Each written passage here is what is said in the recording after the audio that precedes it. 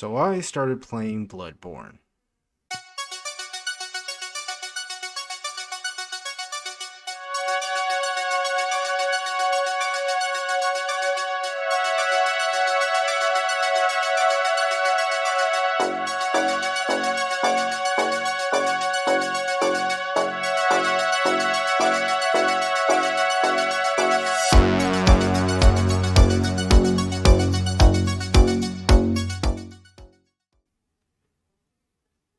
That's right.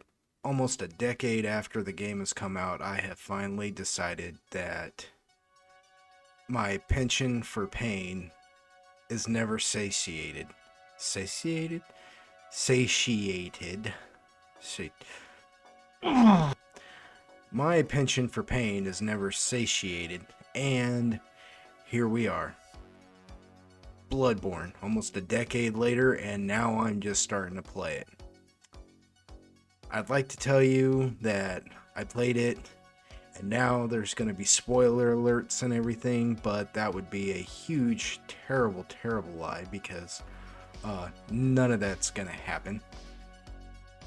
I have not even beaten that game. I haven't even begun to really get into the meat and potatoes of that game. This is what I'd like to call a hot take on my misery, my suffering, if you will. All for the enjoyment of you, the listener or viewer, depending on. Let's get the juicy stuff out of the way, though. Bloodborne is a 2015 action role-playing game developed by From Software and published by Sony Computer Entertainment for the PlayStation 4. Apparently, it was only for the PlayStation 4. I didn't even know that. You follow a player character's hunter through a decrepit Gothic Victorian era inspired city of Yarman, whose inhabitants are afflicted with a blood-borne disease which transforms the residents called Yarmanites into horrific beasts. Attempting to find the source of the plague, the player's character unravels the city's mysteries while fighting beasts and cosmic beings. Yep, that's pretty much it. It was directed by Hidetaka Miyazaki, and producers are Masasaki. I'm gonna butcher this. Alright. I need you all to understand that just like Bloodborne has been butchering me in game, I'm about to butcher these names. Toriyuki Toriyama. Toriyama. Kazuhiro Hamatani. Okay. Programmers Jun Ito. Composers Ryan Amon. And many more. Anyways, let's just get to it. Alright, I'm done torturing myself. I just wanted to give you a quick Wikipedia definition and a little bit of information on this game in case you've been living under a rock and you don't know what Bloodborne is. It is basically an H.P. Lovecraft nightmare brought to life in video game in Dark Souls fashion, and it is punishing. It has been squeezing my will to live. Now, that's not to say I haven't gotten far in that game. I mean, I haven't. I haven't. Sometimes when I close my eyes at night, I can hear it calling me saying, you need to come back. What it is, though, what it's been doing is it's been wanting... I don't even know what I'm saying. I lost my place completely. I'm probably going to cut this completely out, that part. The game is basically you are an H.P. Lovecraftian Victorian era style character. You're not as what's the word for it? You're not as helpless as H.P. Lovecraft's typical protagonists are. Actually, you're quite capable if you know what to do. The combat and it is extremely fast paced. It's like an action RPG. It's extremely fast paced. It's extremely fast paced. There's a lot of methodical thought. Yeah. There's a lot of thinking one should have to do, or you should do, before even engaging any enemy in any situation. You need to really look at what is about to happen and decide to yourself, well, do I engage here? Do I, do I even have what I need to engage? Am I going to win if I engage? It's like a dance, every fight. It's a samba. It's a salsa. I don't even know what I'm saying there.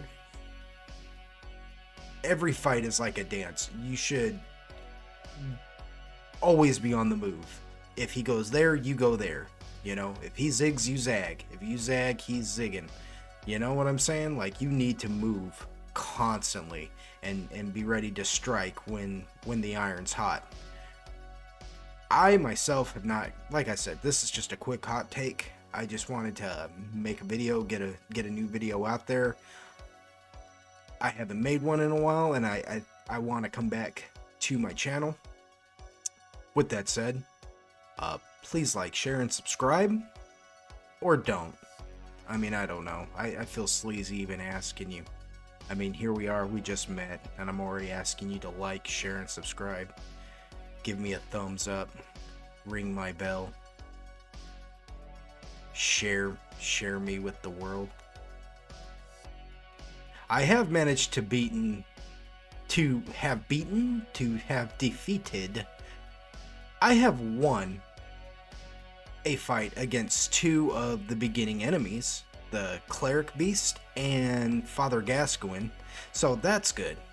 I'm in like the old Yarman area and stuff.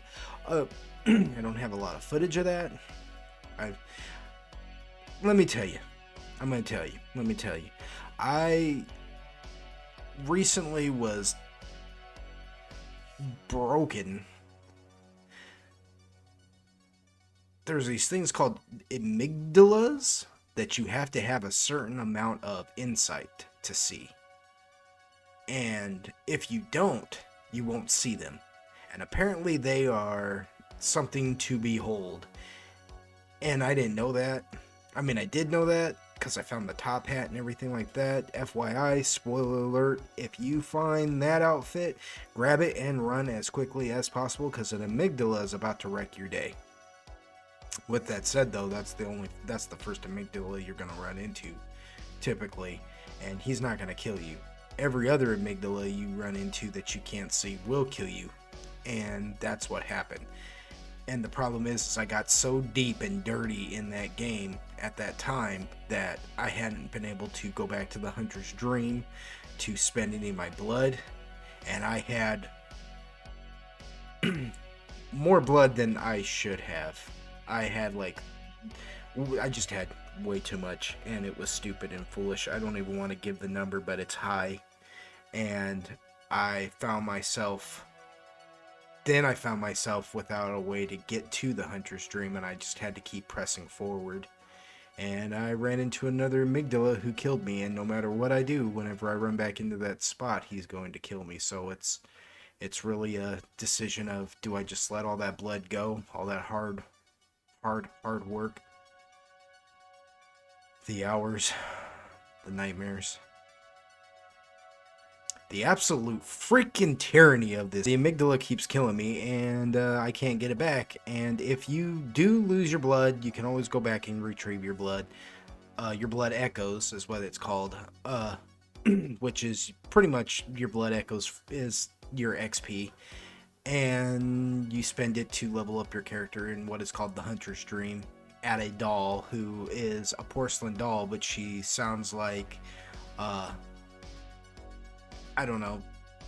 She doesn't sound like what she should. She looks like she should sound like she's German or Swedish, and she doesn't. I don't know what that's all about, but whatever, right? I mean, who am I to judge, right? I mean, I don't sound any way I look. All right, I look much worse than the way I sound, and I sound awful. Hit those blood echoes. You can always retrieve your blood echoes if you die, because you lose all your blood echoes if you die. You go and you get your blood echoes back, and then you just, you press on. Well, I can't get my blood echoes back, and if you die before you get your blood echoes back, all those they're just gone. And that's what's happened to me. It's kind of broken my spirit a little bit, but nobody wins in Call of Cthulhu, so why should anybody win in Bloodborne, right? Right? Am I right? What am I saying, huh? Am I right? You know I'm right. Just say it. I'm right. I'm right. If you've played Bloodborne before, you know I'm right. Just admit it. So that's my hot take on Bloodborne, Just a little side note here. So far, they're not the hardest things on the planet, but they absolutely fill me with dread and terror whenever I run into them, and that is the crows. They don't sound like crows. I don't know how to describe how they sound. They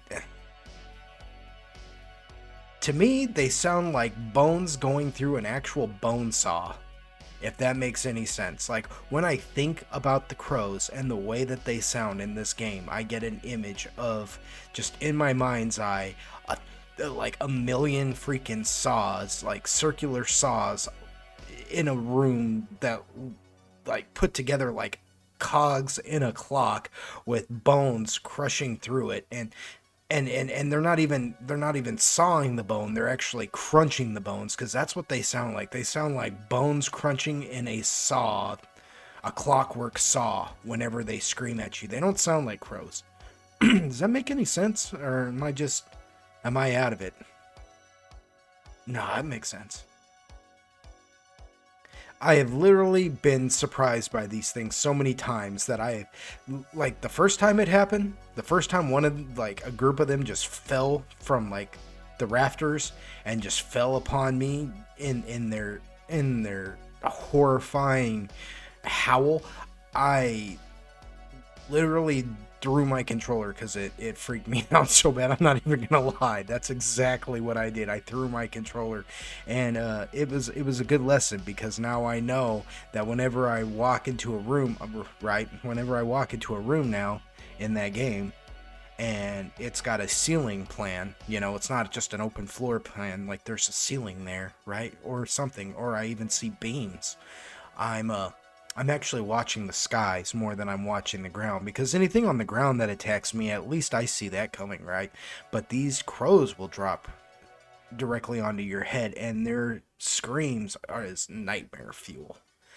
I just want to die when they do it. And like I said, they're not the toughest things to fight, but if they can get that initial, if they can get those 2 initial squirts of pee into your pants when they attack you, that's gonna distract you just enough for them to kill you. And I'm like a good decent level at this point in this game, and it still doesn't take much to kill me. I don't think it'll ever take much to kill anybody. I think you just get a little bit better. You just get a little good. And getting good is how you run this neighborhood of Yarnum. I don't know what. That's my hot take on Bloodborne. It's a fun game. I'm gonna continue to press on. Hopefully someday I make it past Old Yarnum and some of the other area. There's another area there. I don't know I can't really remember what that area is, but if anybody's ever played it, you'll know the area I'm talking about, right? Because it's the area that you run into this like giant chapel looking thing, and then you basically go outside. You go down some steps and you wind around, and then you find this old hospital, I think it is, and 2 hunters attack you. You know one of the hunters goes down fairly easy, and the other one is just a master with the blunderbuss. So much so that it pretty much takes every blood vial. It took every blood vial I had to beat him. So, Yeah. Uh, and then if you know that area that I'm talking about, then you know just over onto the side over there, you drop down the cliff and take out those two snipers, those guys who shoot you. Can't think of what they're called now, but you drop down one ledge, you kill the first one, you drop down the next one, you kill the other, and then you got two armored fatties waiting for you on the ground. And if you can survive all that, then you can go into that chapel or whatever that building is. And if you don't have the proper insight, that amygdala is going to kill you, and that's pretty much the story of my life right there. That's about that. This is about where I've peaked, folks. I've peaked. So, but I'm gonna press on, and I'll keep you updated. This is Lord Pog. This has been Lord Pog Gaming's channel, and I appreciate you wasting your time with me. Have mercy on me, if I disappointed you. Still give me a like, share, and subscribe. I don't know. I'm not gonna beg. Leave a comment. Nah, yeah. Thank you for joining me with Lord Pod Gaming, and I'll keep you guys updated on the next Bloodborne session I have.